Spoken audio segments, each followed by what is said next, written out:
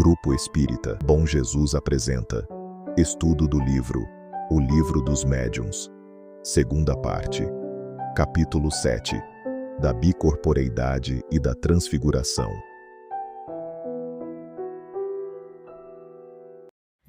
Vamos dar continuidade ao nosso estudo do Livro dos Médiuns e hoje vamos ver o capítulo 7 da segunda parte do livro, que trata da biocorporidade e transfiguração.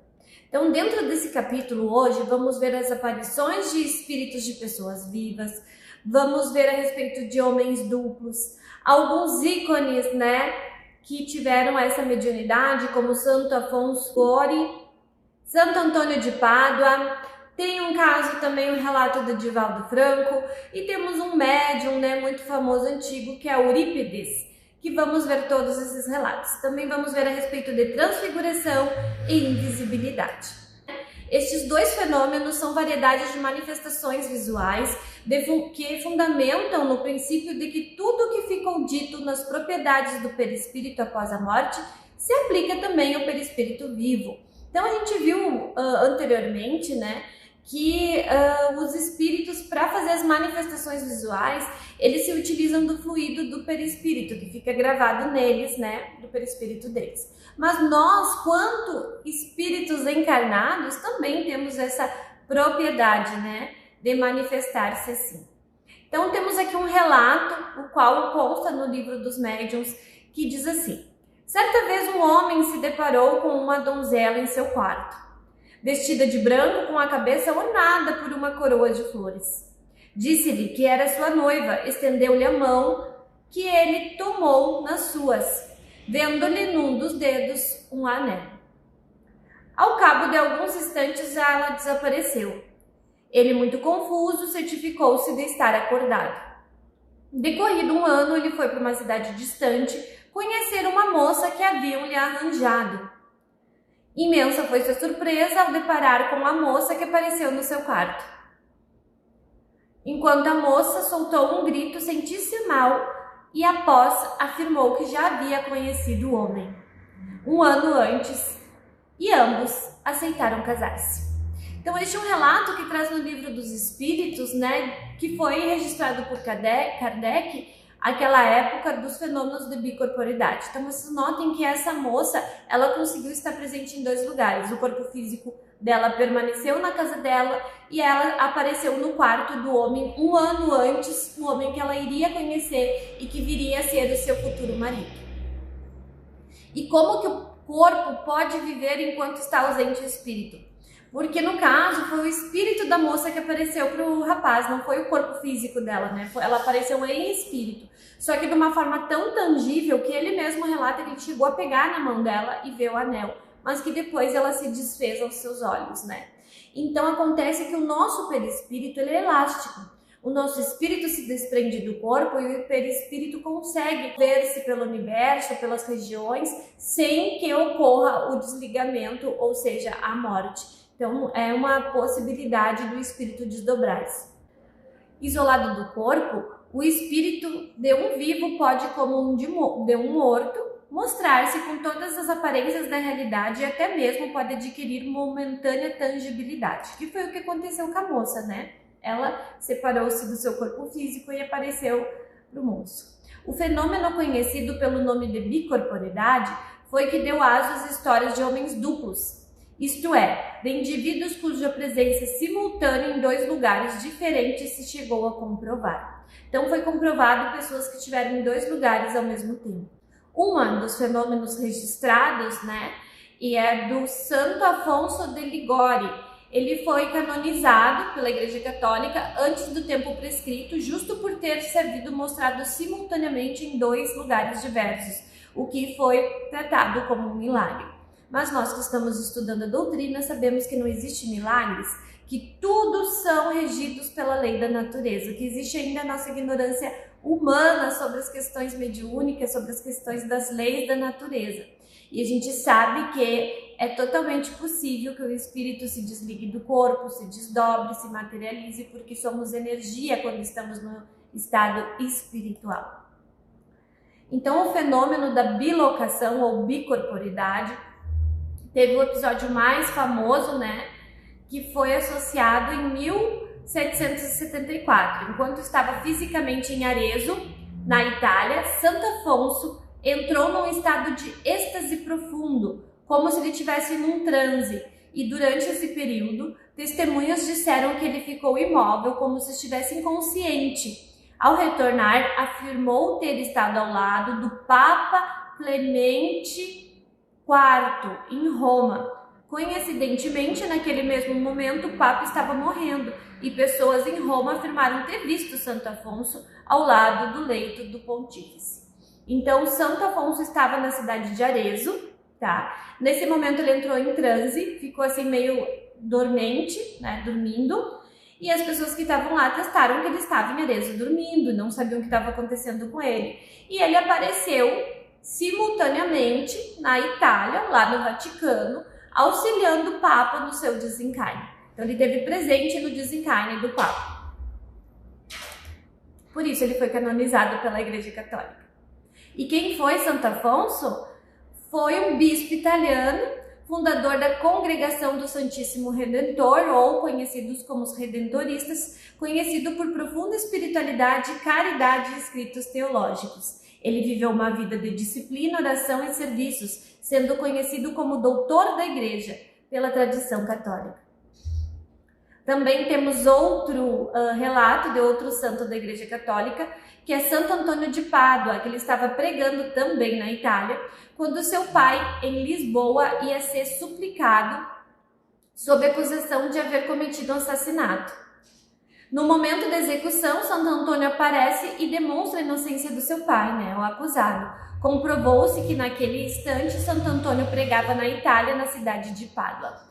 Então, Santo Antônio estava na cidade de Pádua, o pai dele estava sendo simultaneamente, no mesmo momento, julgado na cidade de Lisboa. Nesse momento, Santo Antônio, preocupado com o pai, entrou também nesse estado de transe, permaneceu à vista dos seus alunos que estavam ali escutando a pregação, né, ou fiéis, como a gente queira chamar, e ele entrou num estado de adormência e apareceu no tribunal do júri, lá na cidade de Lisboa, e salvou seu pai de ser condenado.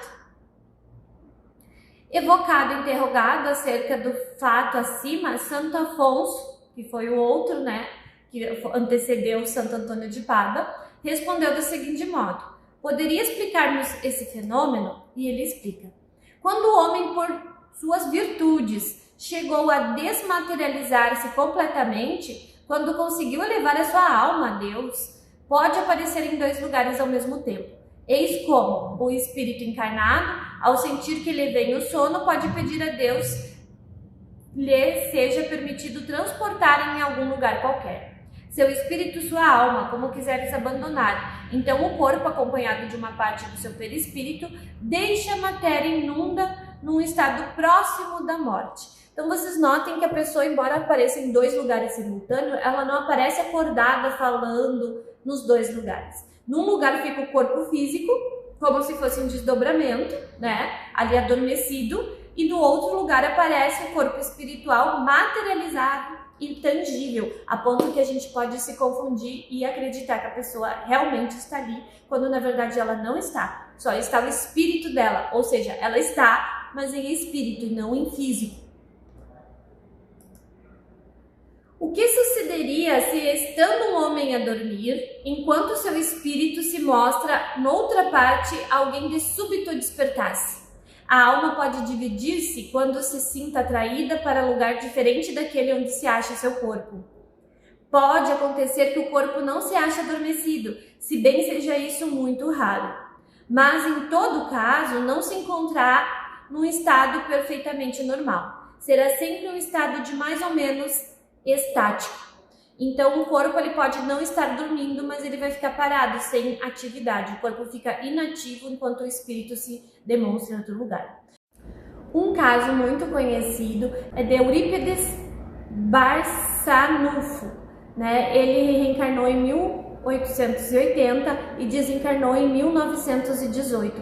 Ele era um educador, um professor, político, ele era jornalista e ele fundou a escola cardencista na cidade de Sacramento, Minas Gerais. Ficou conhecido pela mediunidade ostensiva e entre essas mediunidades que ele tinha, de cura e outras partes, ele também teve o fenômeno da bicorporeidade. Ele auxiliou num parto, né? Ele estava na escola, os alunos dele atestaram que ele estava lá naquele momento e nesse estado estático que ele se encontrou, ele auxiliou o parto de uma mulher em outra localidade que estava longe de onde ele estava. Então, ele tem também esses relatos. O que acontece se estando o homem nesse estado, estático ou dormindo, enquanto o seu espírito se mostra em outro lugar, alguém de súbito despertasse? Isso não se verificaria, porque se alguém tivesse a intenção de despertar, o espírito retornaria imediatamente ao corpo, prevendo a intenção para quantos espíritos leem pensamentos. Tem, pois, dois corpos o indivíduo que se mostra simultaneamente em dois lugares diferentes, mas esses dois corpos, somente um é real, o outro é simples aparência. Então, como eu disse a vocês, o corpo físico vai permanecer no lugar que ele está. O que se aparece no outro local é o corpo espiritual. Passemos ao segundo fenômeno, o da transfiguração. Consiste na mudança do aspecto de um corpo vivo. Nessa transfiguração, o espírito pode dar ao seu perispírito toda a aparência que, mediante uma modificação na disposição molecular, pode dar-lhe a visibilidade, tangibilidade e, consequentemente, a opacidade. O que o perispírito de uma pessoa viva, isolada do corpo, é passível de mesmas transformações. O perispírito do médium irradia-se em volta do corpo, de maneira a envolvê-lo numa espécie de vapor e o torna invisível. Então, o perispírito muda de aspecto conforme a vontade do espírito. E se esse dispuser poder para tanto, se tiver poder para tanto. Um outro espírito, combinando seus fluidos com os do primeiro, poderá, com a combinação de fluidos, imprimir a aparência que lhe é a própria. Então, notem vocês que aqui nós temos a questão do perispírito que se irradia para fora do corpo, tornando o corpo do médium invisível. Neste momento chega um outro espírito, aquele que gostaria de falar, de se manifestar, e ele imprime no corpo do médium a feição dele, a aparência dele, a voz dele, tudo que acontece. Temos um relato bem conhecido de Divaldo Franco, através de uma senhora chamada Margarete, que participou, de uma reunião mediúnica com o Divaldo. Ele fez uma pública, depois ele convidou algumas pessoas para estar presente, nessa reunião mais íntima. E após a reunião, ele foi fazer uma prece de encerramento e convidou todos os irmãos a fechar os seus olhos. Nesse momento, ele começou a mudar a voz dele, e aí essa irmã, Margarete, estava muito emocionada de vê-lo, decidiu abrir os olhos para olhar ele fazendo a prece. E viu que o seu rosto mudou. Ele tomou outra cor, outra forma, cresceu barba, o cabelo do Divaldo sumiu e ele teve uma outra voz e fez uma prece linda e maravilhosa, desejando cura e tudo mais.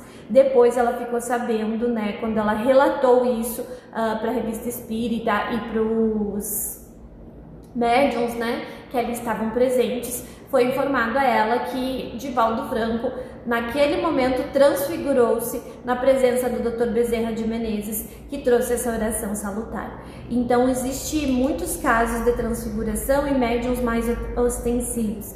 E uma coisa que pode acontecer também é que o corpo, quem tem esse tipo de mediunidade, de transfiguração, ela, quando vai dar passagem aos espíritos para manifestar-se, ela não só recebe o espírito, ela muda a voz e ela toma a forma daquele espírito, podendo emagrecer, podendo ficar mais alto, mais baixo, porque a principal função é tornar o corpo físico, o perispírito nosso irradia-se em volta do nosso corpo, tornando invisível, e o espírito que se aproxima de nós torna-se visível. Então, uma mulher pode perfeitamente virar aos olhos do público um homem, ficar mais alto, mais baixo, mais magro.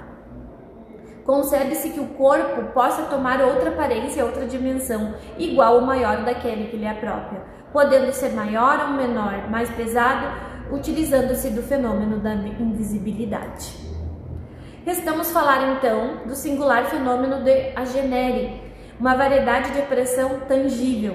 é o estado de certos espíritos que podem revestir-se momentaneamente as formas de uma pessoa viva a ponto de acusar completa ilusão. Então esse fenômeno, né, também conhecido, ele é através de um espírito.